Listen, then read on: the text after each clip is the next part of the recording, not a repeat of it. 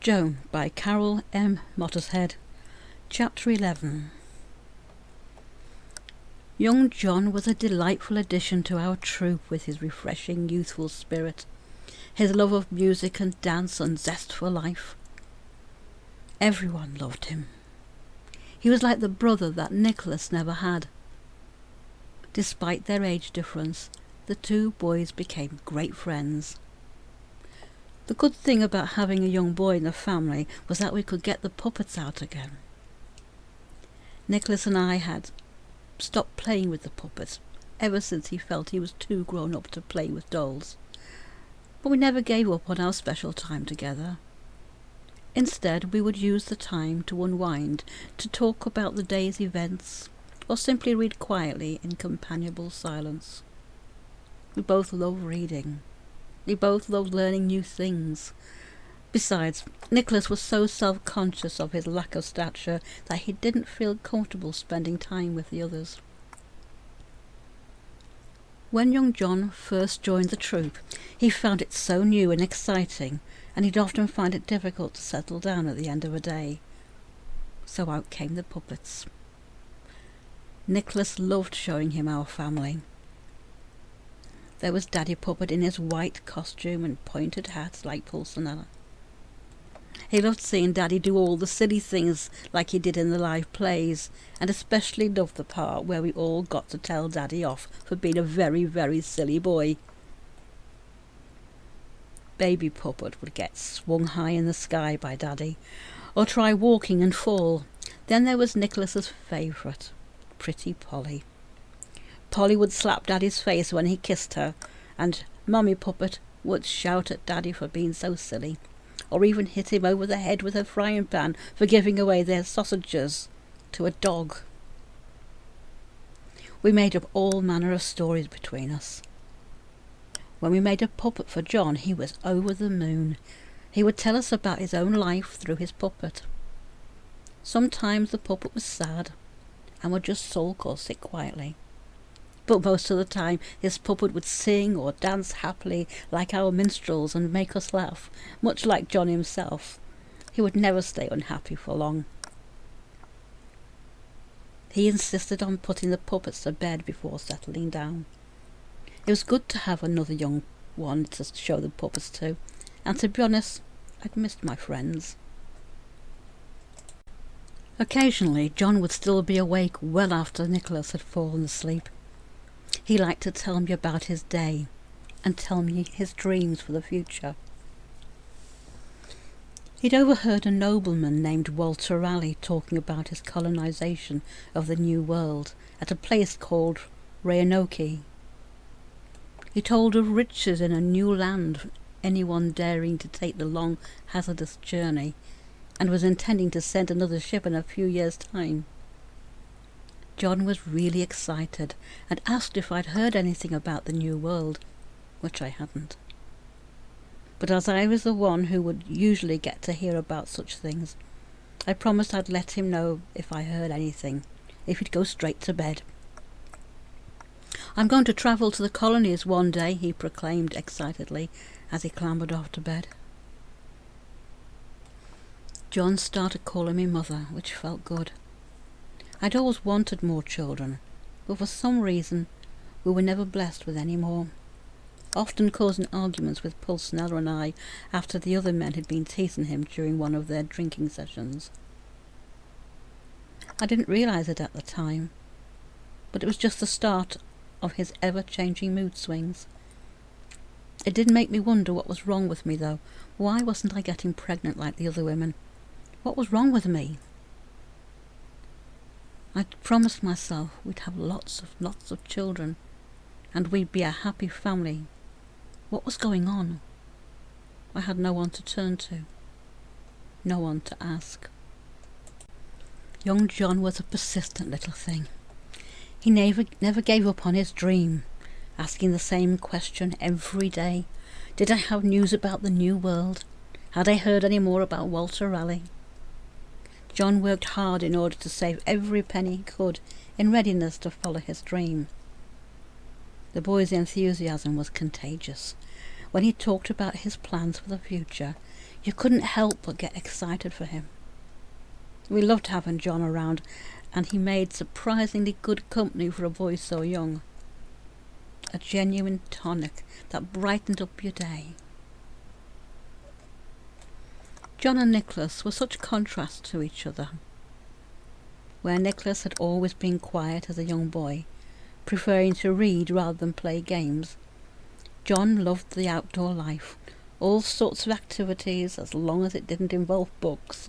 He hated books almost as much as he hated sitting still. There was one good thing about him, though. He would cajole Nicholas into getting out in the fresh air, even if it meant getting into a fight with the others for picking on Nicholas. He was never afraid of a skirmish.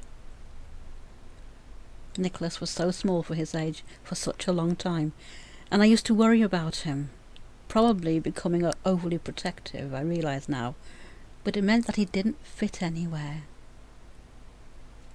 The children that were his size were too childish. Their company bored him, and the adults didn't look on him as an adult. They would treat him as a child and talk over him all the time. Part of his workload was acting in the plays. No one got out of doing their bit in the troupe. Nicholas would be given the roles of a child or acrobatic midget clown, and he was good at what he did. After all, you've learned from the best, Pulcinella would boast. But once his chores were done, he'd have his head in one of the books again. I don't intend to stay an actor all my life. As travelling performers, we had few days to call our own, so when they came, we'd save us such memories. Young John would persuade, or should I say torment, the reluctant Nicholas to go fishing or skinny dipping in the local pond or climb trees, and I remember this one day. "We need to get out in the fresh air," he'd said to Nicholas. "You need to concentrate on learning to read," Nicholas replied. "Then how about a compromise?" suggested John. "How about we," looking around for inspiration whilst thinking on his feet, "go fishing in the morning and bring what we catch to Mother. Then go," pushing his luck a bit more, he suggested, "swimming."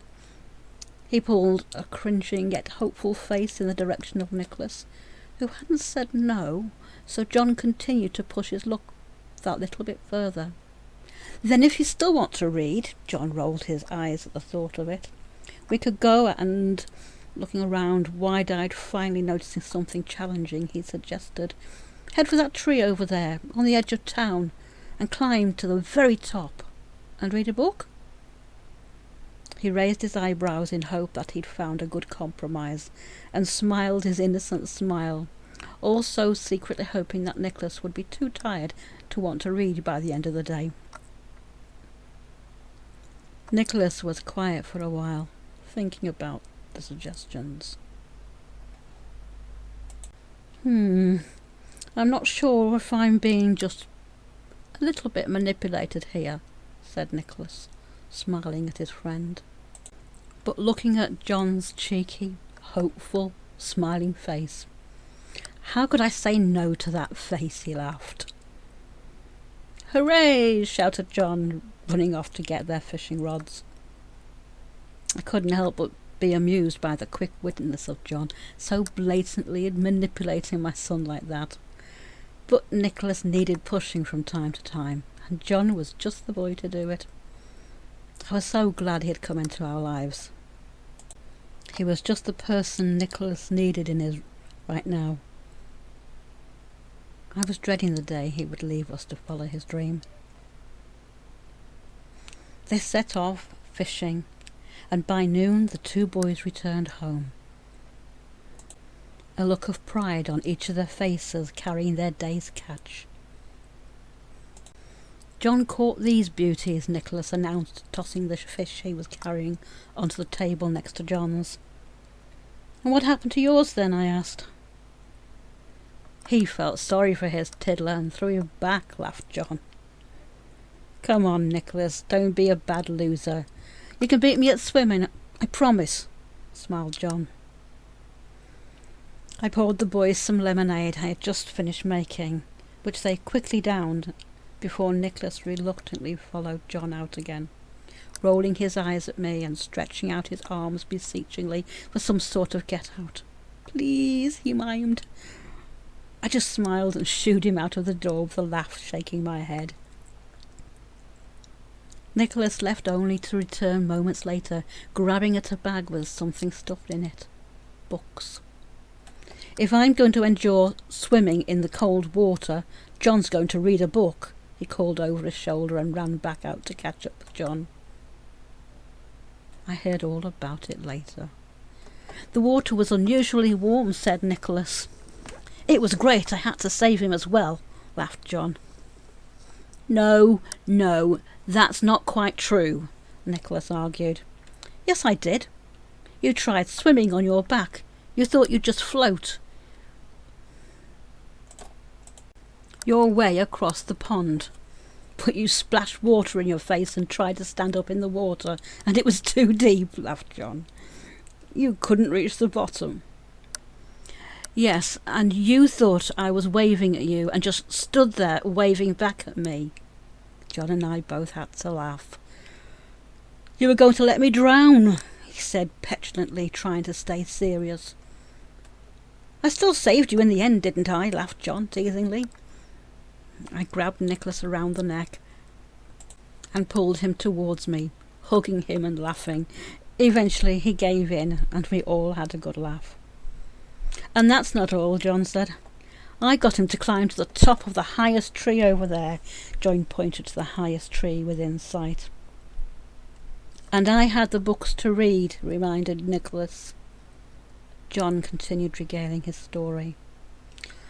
"I love to climb trees, to see how high I can get and how far I can see, to stretch out my arms like a bird and feel a breeze all around me. That sense of freedom, it's the greatest feeling ever." Nicholas took over the story then. "Watching John high in the tree holding on to nothing made me anxious, and I tried to get him to come down, for fear he may fall. But instead he taunted me until I decided I'd prove to him I wasn't afraid of climbing. And it was wonderful, Mother. I was so high above the ground, I spread my arms out as John had said, and could see for miles. The wind was blowing all around me, and I closed my eyes and imagined I was flying. The air was cool and fresh. The clean air had a hint of freshly cut wheat from the fields. I opened my eyes and could see the thatched rooftops in the distance. It was just amazing." "What about your reading?" I asked. "I was hungry," said John. "And you ran off without me, leaving me to carry the bag of books, you cheat." "I'll get you for that," laughed Nicholas. The one thing about living as one big family is that everyone in the troop has chores to do. Man, woman, child, young or old, it made no difference. Each did what they were capable of. Nicholas's chores were often limited by his physique, but John always encouraged him to do more, even helping where he could. They made a good team.